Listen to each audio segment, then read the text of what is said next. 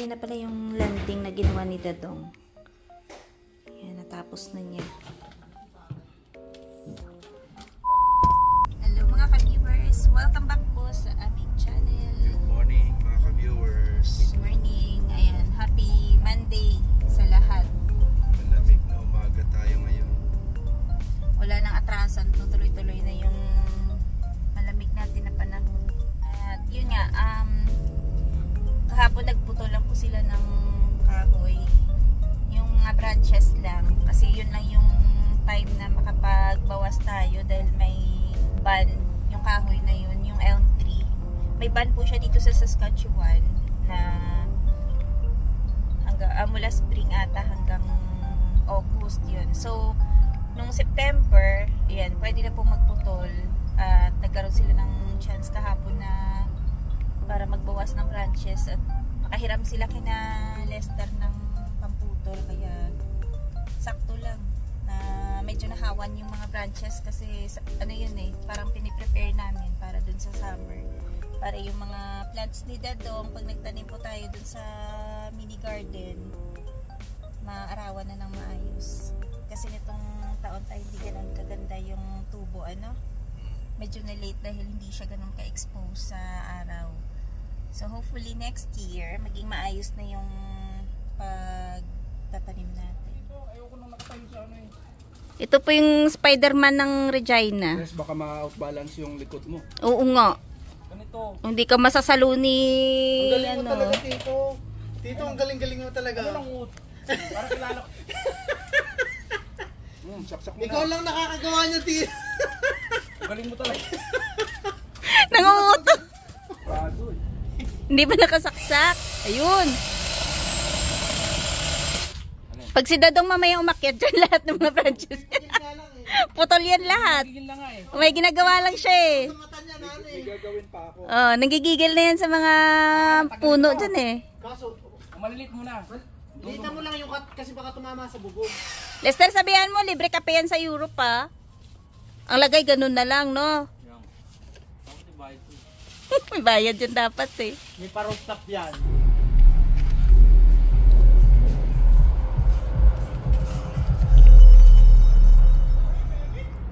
Kailangan mo ng ano?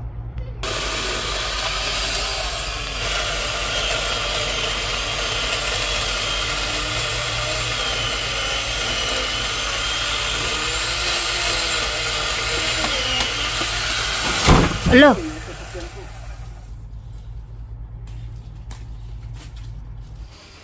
Ang kawawa yung mga kamatis namin kahapon, no? Yun, no? Halatang binagyo. Grabe kasi yung hampas ng hangin kahapon. Ayan. Pero buhay pa naman, kaya dinidiligan ko ng tubig ulan. Yung mga talong. Ano pa ba yung ginawa mo kahapon? Ayun nga pala. Yun din, yung inayos niya yung dun sa basement. Oh, nalagay na niya yung mga baseboard. Tapos yung sa hagdan naman, yung sa landing, naayos na rin niya. Medyo ano lang kahapon. Parang doon lang umikot yung gawa niya kasi gusto niya maayos yung pagkagawa. Sinasabihan niya namin, wala masyadong puliduhin pa yun. Landing lang naman. Pero siya kasi gusto niya yung maayos at alam mo yung maasahan mo na hindi siya madaling masira kasi pagka nasira yun syempre diba babaklasin mo na naman yun, tsaka sisimula ka sa uno na naman para maayos mo yung buong landing. So ganun si Dadong ka pulido tsaka ano, solid yung kanyang gawa, diba pa? O, kasi nagagalit siya minsan sa akin, sabihin pwede na yan pa, nasabihan namin. Eh siya naman ayaw niya, gusto niya yung talagang sigurado siya dun sa gawa niya. Kaya medyo ano na din, nakalipat na kami. Ang dami mo ano, materialis, oras Time mo. mo. Ayan, ito na lang po yung last na step yung ginagawa dito ni Dadong sa hagdan.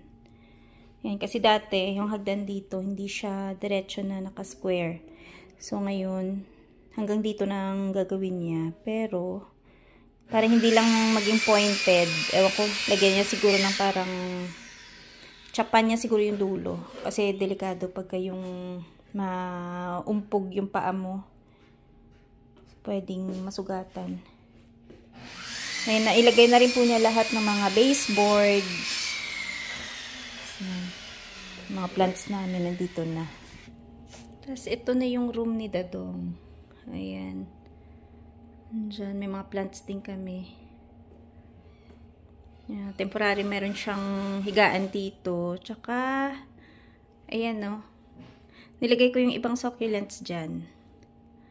Ibang kalat nandyan pa, hindi pa namin naligpit. Kasi, meron pa siyang konting ginagawa doon. So, maganda din pala na may mga plants dito. Ang kaso mo, dapat, paminsan-minsan siguro, paarawan ko na lang yan. Kasi baka masayang yung succulents natin. Update. Tas yung lemon namin nandito. Temporary lang tong ilagay muna dito kasi wala pa kaming grow light. Bibili pa kami. Ayan yung iba kong mga plants. Nandyan oh. Hiyang sila dyan kasi meron sikat ng araw. Yan. Siguro, itong rose na to, tsaka yung lemon, at iba pang mga plants. Ewan ko baka dito namin siguro ilagay. Tapos, meron lang kaming stand para sa grow light. Or, pwede din doon. Kasi itong space na to, bakante yan dito eh. So, ganyan siya. Kasi may mga plants din kami doon. Tapos, ayan. Yan si Dadong. Ayan po yung area pala namin dito. Yun nga, kahapon grabe yung hangin. So may mga naputol na mga sanga. Pero niligpit na nila.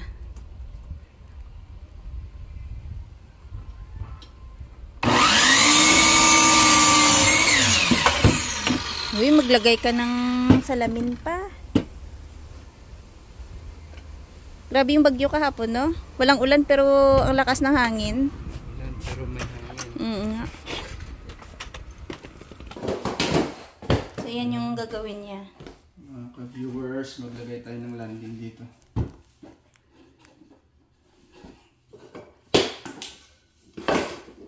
Pero hindi lang 'di ba pointed ang dulo pa, no?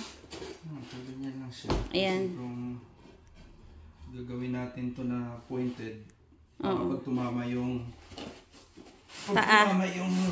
paa natin dito, lalo na yung naka-chinelas ka lang.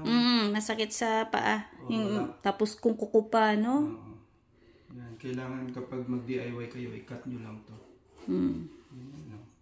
Kasi dati, ba't kaya ganun yung klase ng hagdan nila dati? Half lang. No? Ganyan lang, oh. Yan, nakaslant na yan. Ganun dati yung itsura ng landing, eh. So, ngayon, in-adjust na lang niya. Para maging kahit paano buo. Kasi, pag hindi ka sanay sa ganyang hagdan, akala mo malapad. Minsan, no, hindi nila napapansin pa nung nakaraan, di ba may natipalok dyan? So, ayun, malinis na po yung sahig. Kasi, ayun na nga, nailagay na lahat ng vinyl, tsaka meron na siyang yung baseboard. Ayan, oh. Last piece na. Luto na po yung kanilang merienda. Ayan. Nag-try po akong gumawa ng peach and mango pie. Grabe, ang bango.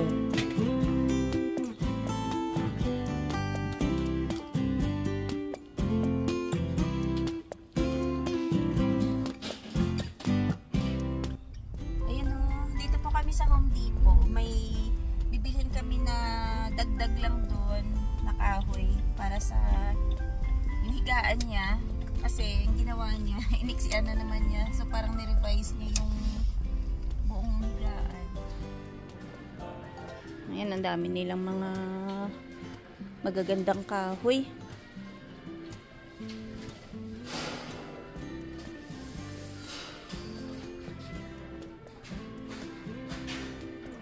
Yung mga gantong klaseng kahoy, ayan o. Ayan o, 6.23 each. Ito naman. Ano to? Bakit 63.25 each pa? Ah, ito yun yung panel. Ay, ito yung sinasapin dun sa ano dati, na yung binaklas niya, no? Sa dingding.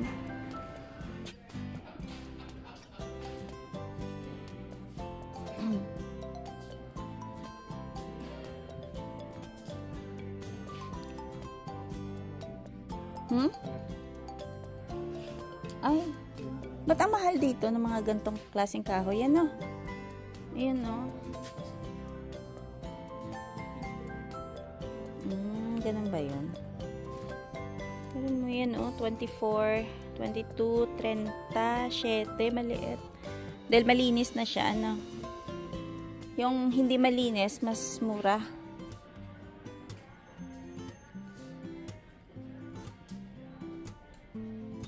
Ito pa, oh. Ganyan, 9. Ah. Ano yung mga pandulo?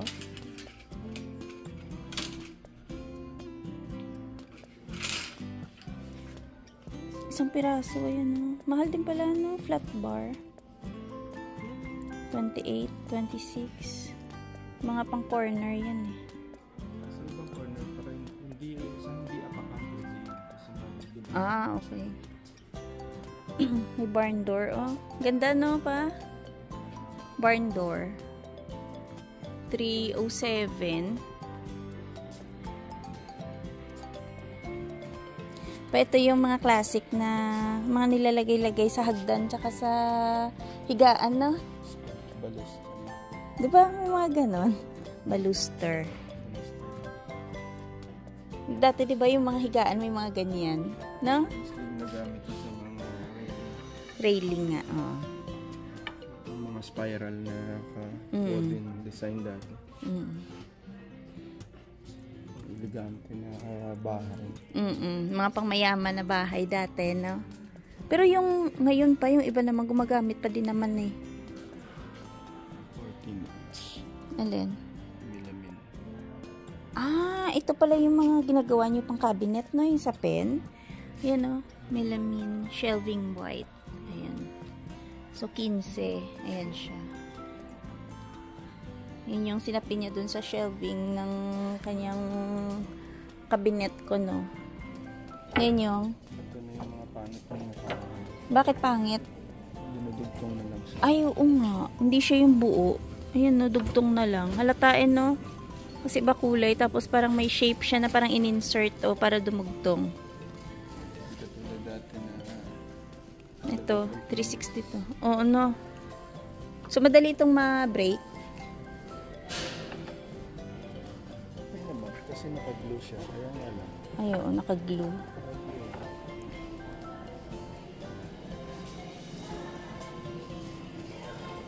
Kasi yung sasakyan ko. Oo, kailangan ipaputol kasi hindi kasya dun sa likod ng sasakyan. Hindi paputol mo sa sukat niya. Ako na lang magpuputol. Pwede mo idiretso. Ay, paputol ko lang sila mga 7. Kasya na pag 7. Para ako na lang.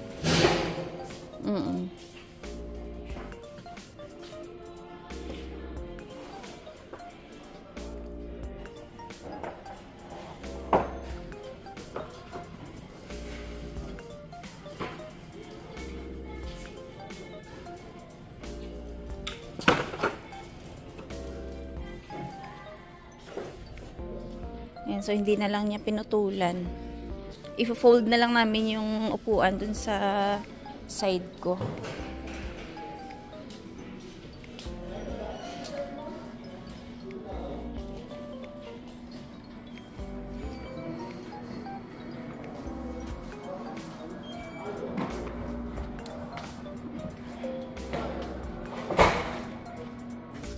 Pag hindi yan kumasya, kailangan mo ibalik yan para putulan pa.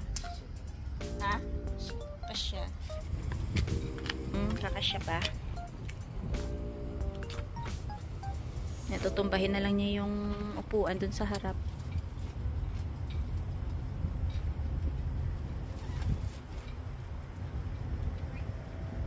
Ah, okay. Hindi na pala yung sa harap.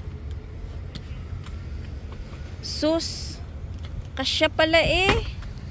Dadun parang hindi alam yung sukat ng sasakyan niya. Okay, tamo. Pwede pa nga ako doon? Oo ah. Buti hindi niya pinutol. Naalangan kasi siya, sabi niya pa kayo dito pa siya. Pwede ko pahawakan yan, no? Para hindi siya malaglag. Ay, baka bumulusok doon, no? Matamaan yung salamin sa likod. Yan, basa tayo ng comment. O mamaya na lang. Ayan. Sige, basa ako ng comment muna. Sabi ni Kabayan, comment niya dun sa isang video natin na yung nagsisi na pumunta dito sa Canada. Ang dami kasing mga nag-comment talaga dun eh. So, sabi ni Kabayan, scam talaga ang Canada. Sabi niya, you work all month just to pay for housing and food. Sabi niya, it's all a scam. Yan ang sabi ni Kabayan. Yun nga, sabi ko nga, depende yun sa sitwasyon mo dito sa Canada. Pagdating mo kung ang magiging trabaho mo ba ay yung saktuhan lang yung magiging sahod, pambayad ng bahay at pambili ng pagkain. Kasi 'di ba, hindi naman lahat ganun yung sitwasyon eh. May iba naman kasi na pagdating dito, maganda yung trabaho, maganda yung in-applyan na trabaho dahil maganda din yung mga naging work experience nila. So, kung halimbawa saktuhan lang yung sinasahod, sabi ni Dadong, nasa diskarte nga din na kailangan mo. Yung iba, ginagawa nila ay nagda-double job para madagdagan yung income at matustusan yung pangangailangan mo monthly. Kasi dito nga, pagdating ng katapusan, puro bills, hindi lang katapusan, depende sa schedule ng kaltas sa'yo. Kasi yung sahod is bi-weekly, so yung ibang bayarin, depende sa schedule, merong 15, merong katapusan. Kaya ang nangyayari ganun. Pagkasaktuhan na yung sahod mo nga, halos walang matitira, kaya kailangan na iba mag-double job. So, ganun. So, yun, nakakatuwa po kasi yung mga grupo ko daw, sabi ni Dadong nandun. Dami nila, yun, no? Mga ka-breaks ko. Dito, ang aga nagkape. Grupo ng mga kababaihang matanda dito. Mayroon din pala sila mga ganyan. Oo. Kasi nga, di ba, lalo na taglamig na, dito sila tumatambay sa coffee shop. Kasi maraming malapit dito na ano. Care home. Oo, care home. Ay, siguro. Tsaka sa tingin ko pa, yung ibang mga nagsasabi na scam yung Canada, yun yung ano eh, alam mo yung nag-expect ng todo, no? Na pagdating nila dito, gaganda agad yung takbo ng buhay nila. Tuloy natin dito sa loob ng sasakyan. So, ganun nga siguro, ano lang, wag lang masyadong taasan yung expectation pagka pumunta ka ng Canada or kahit sa Australia o sa saang bansa man. Kasi, syempre pag bago ka pa lang dun sa lugar, ano mo muna, kumbaga parang pag-aralan mo muna yung kung paano yung pamumuhay, parang ganun. Tsaka, ang expectation kasi yun talaga yung magbibigay sa'yo ng ano eh, yung parang hindi ka magiging kontento dahil yung ine-expect mo pagdating dun sa lugar na yun ay hindi mo na-meet, diba ganun? Ang pagkasabi niya, Papa, ito, you work all month just to pay for housing and food. Ayun. Siguro naman kasi, ang napuntahan din ni Kabayan, ano yun, yung, alam mo yung nasa sentro, so masyadong mataas yung housing, yung ano, mataas yung cost of living, diba? Baka yun ang point niya siguro. Oo nga. Kaya nasabi niya na Halos doon na pupunta yung sahod niya, ganun. hindi mo rin naman maitawag na scam kasi kahit sa Pinas tayo, for example, galing ka sa mga probinsya, pupunta ka ng Maynila kasi sa atin, Maynila talaga yung puntahan, di ba? Kung wala kang bahay sa Maynila, katulad namin dati, Magre-renta ka talaga. magre-rent ka talaga. Magtatrabaho ka para mabayaran yung rent mo, ang bahay mo, pagkain. Kailangan mo rin bumili para makakain, di ba? Parang ganun din dito. Hindi mo rin naman siya makonsider na scam. Yun nga, sabi ko nga, baka nga yung expectation niya hindi niya na-meet. Kaya baka naman kasi pag dating niya dito, ina-expect niya na ayun, makakaipon agad siya, malaki yung matitira sa sahod niya. Kasi yung, tapos ang nangyari ay ganun pala, napupunta lang sa renta. Baka nung doon sa Pinas, ang expectation niya ba, conversion ng pera niya ganito, papunta ng Pinas ganito. Hindi niya inakala na pagdating dito ay yung pera mo syempre nasa dollar yung gastos mo din, 'di ba? So, ganun talaga mangyayari sa sahod mo. Pero in fairness ngayon kahit sabihin mo na naging strict na yung pagpapasok dito sa Canada ng mga temporary residents, like yung mga sa estudyante, 'di ba? Sa mga international students, napaka-strict na. Marami pa rin talaga pumupunta dito at marami pa rin yung mga nag-aspire na mag-aral pa rin dito. At karamihan kasi sa atin dito, mga taga-east. Taga-east. Kaya pumupunta sila dito. Yung iba talaga pumupunta para makakuha ng PR. Pero yung isa naman, nakausap ko, sabi niya talagang aral lang. At least yun, alam niyang yun lang talaga yung balak niya dito. Purpose niya. Kung mapagbigyan din naman daw siya na na magkaroon siya ng ng chance. Pasalamat siya. Tatay niya may business sa kanila Kumbaga siguro baka pinapaaral siya ng magulang niya para pagdating ng panahon siya mag-manage ng business nila. Pero karamihan talaga sa kanila yun na gusto ma-PR talaga. Pero honest naman siya na na nagsabi na in case mapagbigyan. Oo, kung makakuha siya ng why not, 'di ba?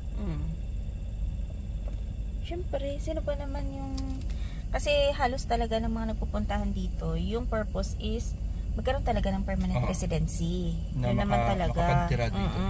Makatira dito ng matagal at eventually, 'di ba, magiging citizen. So, yun.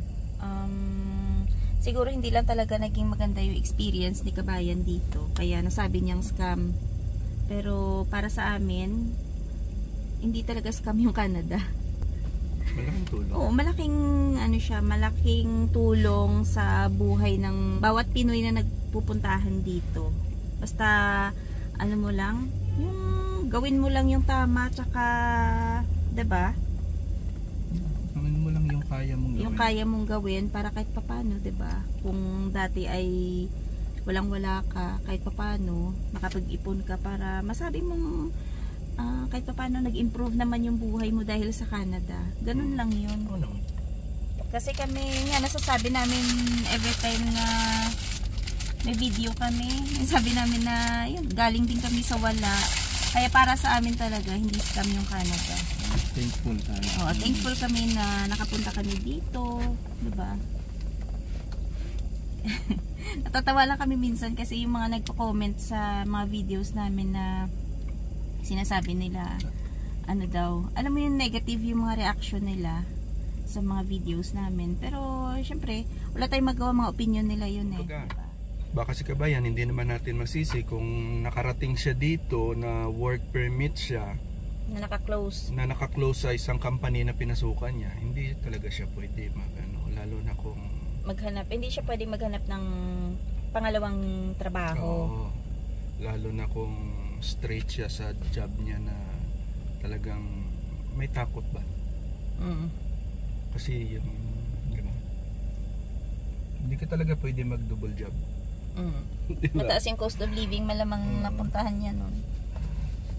Kasi ang mga pinupunturya dito ng mga ng mga tao, mapapansin nyo, yung mga lugar na syempre yung maganda yung mga sceneries, 'di ba? Like yung mga malalaking cities. Dito sa amin hindi naman ganoon kasi kalaki yung city namin.